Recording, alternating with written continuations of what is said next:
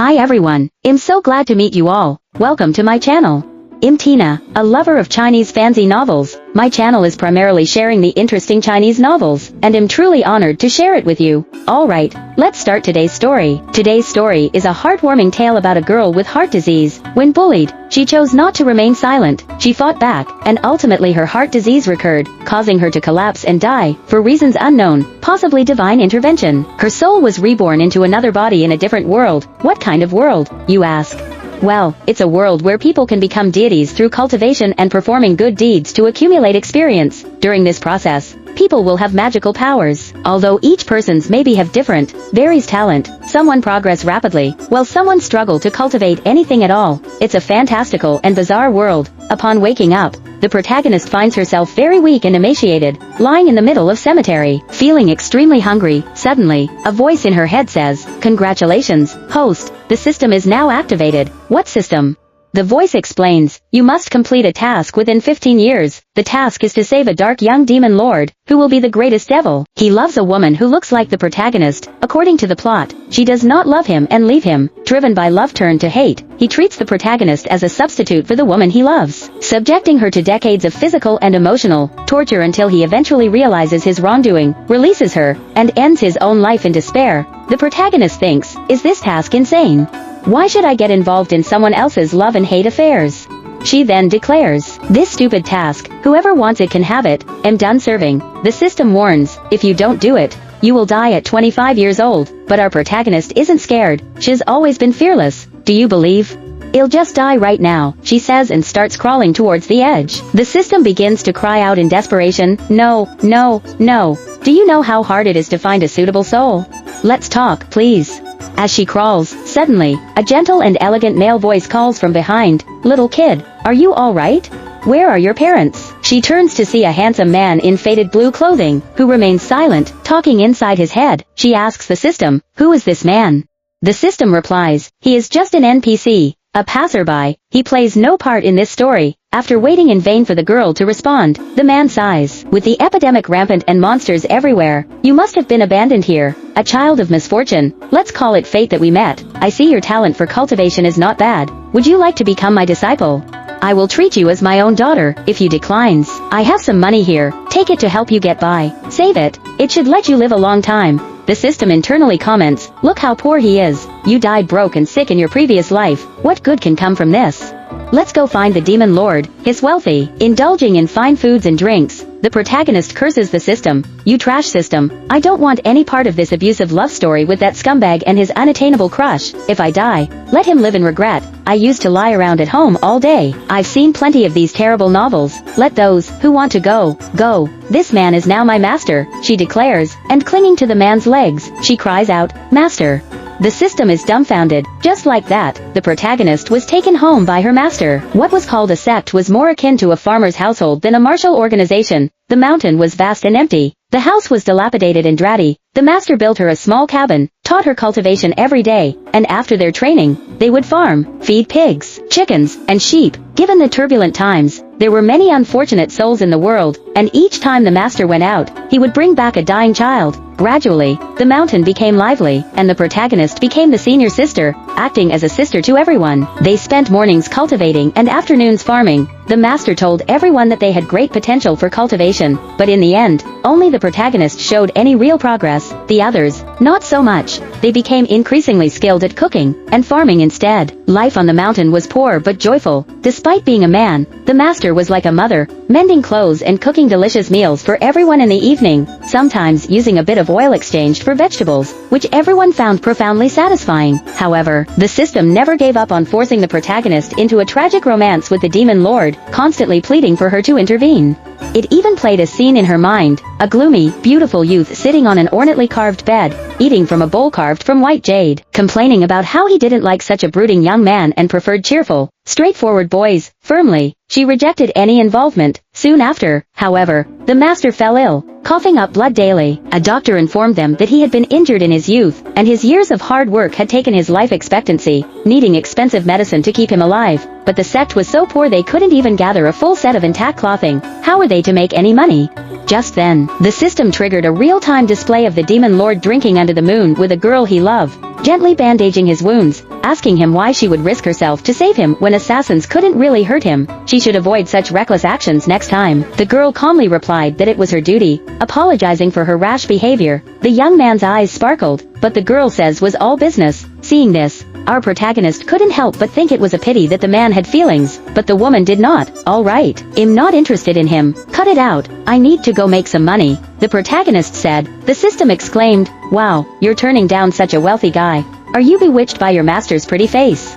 The protagonist retorted, don't slander my master, he's always my male mother. Perhaps she really had some talent for cultivation. As the protagonist went down the mountain to help the villagers deal with zombies, using the bounty money to buy medicine for her master, and oil for her younger brothers and sisters. Eating a fried egg at night could bring long-lasting happiness. On the night of her 20th birthday, she had been struggling to support her aging master and young disciples for 2 years, but as her fame grew, more villagers came to seek her help, and the scope of her zombie hunts expanded, causing discontent among other groups. A large group came to their home to teach them a lesson. The master, frail and weak, had just exchanged a few words with the other sex when he suddenly coughed up blood, causing everyone to back off in shock. What are you doing? Don't try to scam us, they accused, weakly. The master replied, my disciple kills zombies on your place, at the invitation of those who need help. Why don't they invite you, who live closer? Is it because your fees are too high, and you wait for poor people to gather money? Now that you see my disciple succeeding, you come to cause trouble. He truly was a protective master. The protagonist had just returned from outside, and seeing her master spit blood rushed to chase the intruders away. The master fell ill again, but he still insisted on helping with the laundry and cooking for his disciple. As the protagonist walked back to the mountain, she pondered, on the roadside, if I don't complete the mission, how can I manage with elderly and young dependents? I can't be at ease just living out my life this way, but to be a pet to that despicable man and suffer abuse. No, I really don't want that. Just when she felt utterly helpless, she noticed a man lying on the ground not far away. Approaching, she recognized him as the demon lord. The young man had delicate features. She asked the system what had happened, and it turned out that the demon lord was ambushed while capturing a demon beast in a valley, and had collapsed here from exhaustion. Really, she thought, considering her own fate of dying at 25. She quickly treated his wounds and fed him some medicine and water, then sat down on the ground to think, how can I get him to marry me to avoid my death? In typical novel plots like this, something always happens on the day of the wedding, leading to the groom fleeing. The resulting chase would culminate in a grand finale. Should I break his legs so he can't run? As she contemplated this, the man suddenly opened his eyes and instinctively pulled away as he regained consciousness.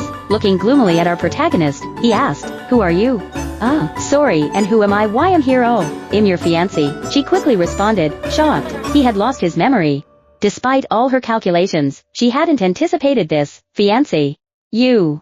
He looked at her worn and faded clothes, patched in places, while he wore expensive clothing adorned with gold accessories, and a pricey sword. I don't remember who I am, but how could I fancy someone like you?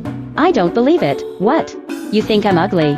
In disbelief, the protagonist retorted, we grew up together. You have better cultivation talent than I do. Both your parents are gone. You entered a great sect, and all your food and drink were provided by me. I've been growing vegetables and selling them just to support you. All the clothes you wear were bought by me. The young man was skeptical, and asked for proof. The protagonist looked at his purse, and the expensive clothes he wore, envying his wealth. So much money could buy a lot of medicine for my master, and we could eat a lot of fried eggs, she thought, possibly staring a bit too intently, which made the young man step back. I think you're trying to deceive me. I'll go back to my sect, and ask everyone if it's true as you say. The protagonist thought to herself, I knew it. Even with amnesia he wouldn't turn into a cheerful, open-hearted young man. Then said, do you know why you're here?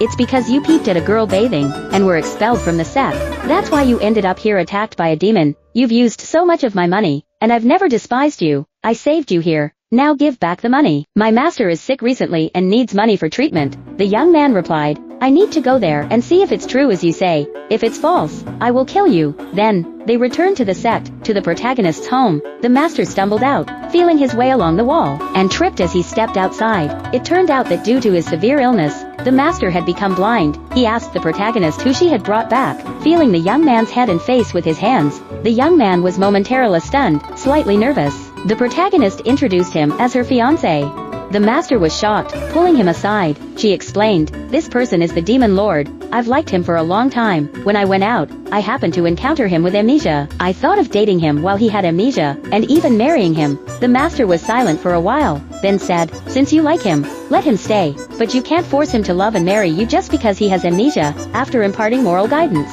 the master warmly hosted the young man, brewed tea for him, made noodles, and even indulged in fried eggs for him. He asked the young man daily if he was tired, and what he wanted to eat, and tried to mend his clothes when it broken. For the first time, the young man felt the warmth of a home. He's not even very proficient in using tableware. No one had ever taught him how to use them properly. He also wanted to help everyone with something, but he couldn't distinguish weeds from crops when farming, and he couldn't manage the pig feed properly. The master said, "Let me handle it." Day by day, the young man watched the master with great guilt, and so he also learned from the protagonist to go out and fight demons for money. They worked hard together, and finally, the master, the male and female protagonists, and a few children could eat meat. After some time, rumors spread that great demon, who was prophesied to destroy everything, had recently been injured and disappeared. Even a bounty was issued to their mountain, calling for the killing of the demon to eliminate a threat to the people. However, when the protagonist asked the issuer of the bounty if the demon lord had done anything atrocious, they replied that he hadn't had the chance to act yet.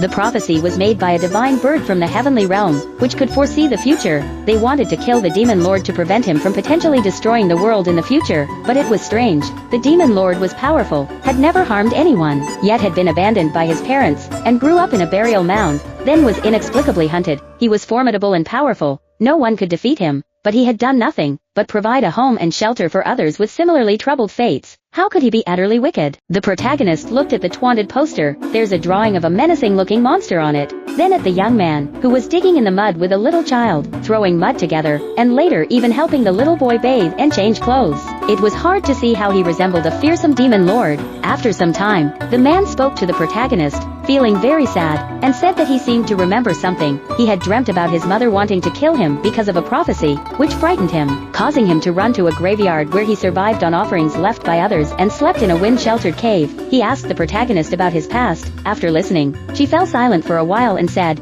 "I'm really sorry. I don't know about your past either. I just happened to meet you, and thought you were rich, so I wanted to deceive you for your money." The man was greatly shocked by this revelation and silently walked away. For several days after, he did not speak to her. Later, with additional information from the system, the protagonist learned about the man's background. He had been abandoned by his parents as a child and later hunted by others. Despite doing nothing wrong, everyone wanted to kill him. Unable to bear it anymore, he declared himself a demon in a valley, and vowed to kill all of them. He practiced hard and finally achieved a moment of peace. The reason he liked the girl was simply because she had shown him kindness, and even a little bit of kindness was overwhelming for him, and made him fall in love. After a few days, the protagonist gave the man a gift, a longevity lock, which is typically given by a mother to her child, symbolizing a mother's wish for her child to grow up safely. She said, "If your mother doesn't love you, you can try to think of the master as a mother. A male mother is still a mother, and he is truly a good person." This lock was bought with the money the master saved up for a long time. "We could only afford this much,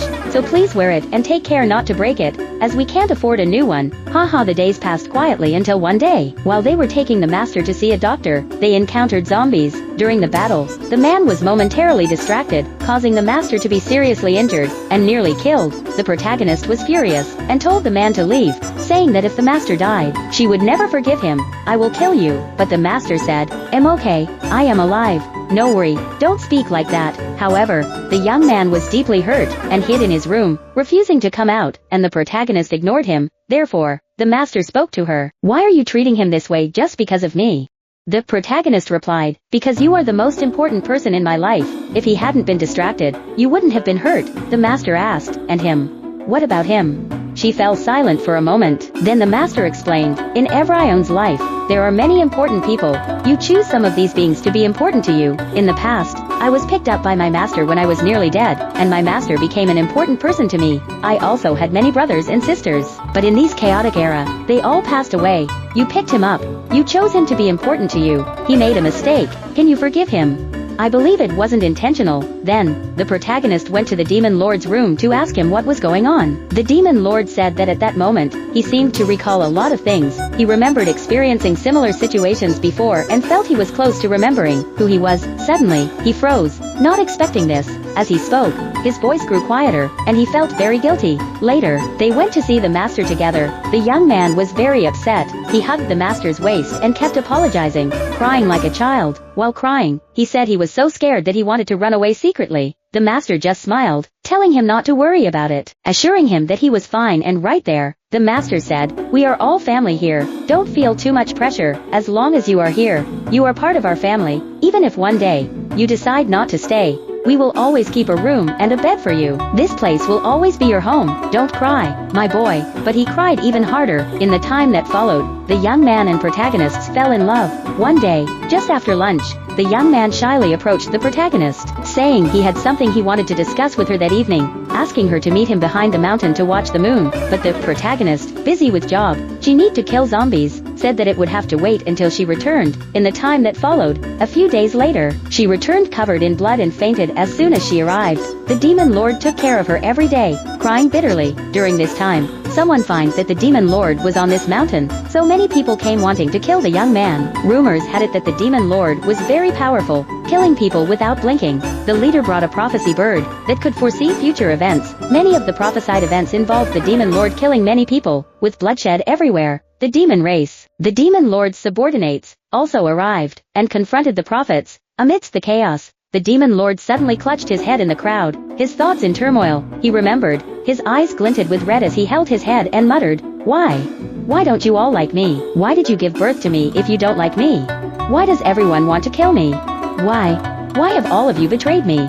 If that's the case, then all of you should die." Just as the demon lord was about to go on a killing spree, our protagonist appeared. She pulled out the longevity lock from him, showing it to him while gently telling him, "We will always be your family. Don't be so desperate." She subdued the nearly crazed demon lord, and then questioned the crowd. Has he ever committed any wrong? Has he ever killed anyone? The leader stepped forward and said, "Not yet, but that doesn't mean he won't in the future. After all, the future shown by the prophecy bird must occur." He coldly added, "That's because you believe it will become true, and so it does. If you hadn't pressured this man, he wouldn't have had such a tragic childhood. It's you who forced him into becoming the demon lord, all because of a ludicrous prophecy. Let me see today if this broken bird really contains a divine being." With those words, she launched a sneak attack and shattered the bird, which glowed with a holy light. It turned out not to be a divine bird, but a monster skilled in illusions, that had been squatting on the stone for too long, absorbing the desires of many beings. It turned these desires into reality, thus speeding up its own cultivation. Essentially, it was a fairy using human desires to practice. This monster's machinations turned an ordinary boy into the demon lord. Fortunately, he was intelligent and strong enough to survive on his own over the years. For many years, he bore the title of the demon lord. Yet he only provided refuge in a wild land for many who were despised by others. His nature was of a pure and good person. Thus, the conflict was resolved. Not long after, the demon lord sorted out his dark businesses and brought back a lot of money. Eventually, he healed the master's body, and they got married under the master's witness. They lived happily together, and the master said he would strive to live many more years, because now he had many important people in his life.